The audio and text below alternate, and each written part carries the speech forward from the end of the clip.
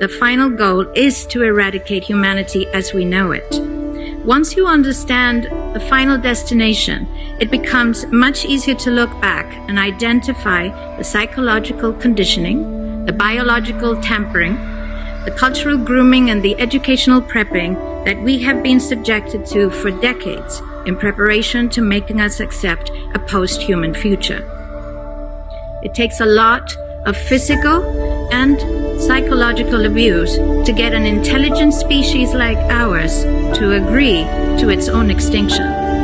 Most, if not all, that has transcended in the last 60 years was designed to get us closer to accepting such a dystopian reality.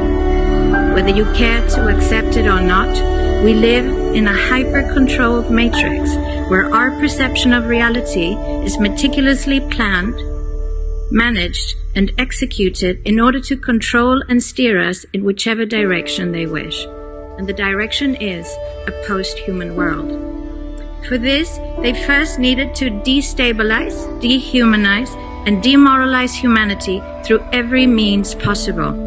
The destruction of the nuclear family, children being indoctrinated by the state, abortion, the eradication of God and spirituality from education, life in megacities and away from nature, toxic food, air and water, social media, replacing real human connection and interaction, engineered financial crisis and taxation, endless wars and massive migration, stress, anxiety, depression, drugs and alcohol, constant fear-mongering, moral relativism as the new religion, and I could go on and on about how humanity has been influenced and forced to move away from all the things that give us strength, security, purpose, and meaning.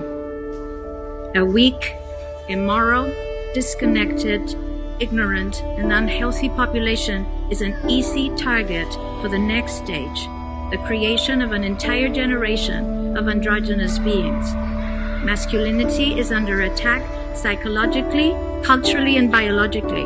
Women are being replaced in sports, entertainment, and politics by men pretending to be women.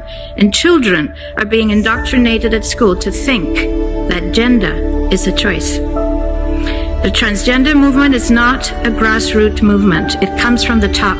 It has nothing to do with people's freedom of expression, sexuality, or civil rights. It's an evil psyop with a clear agenda to get us closer to transhumanism by making us question the most fundamental notion of human identity, our gender.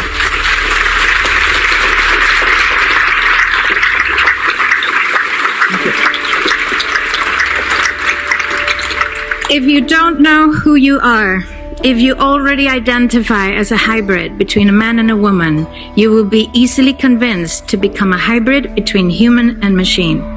Gender ideology is the 2 + 2 = 5 from George Orwell's 1984 dystopian novel. It's the final test to see whether we will follow the most absurd party line towards our own extinction. But 2 + 2 = 4. And no matter how you choose to dress, call yourself, or change your physique, will not change that. The sad reality, though, is that in the gaslighting process to get us closer to a post-human future, they have mentally and physically harmed an increasing number of children and young people, and it's only getting worse. This must be stopped.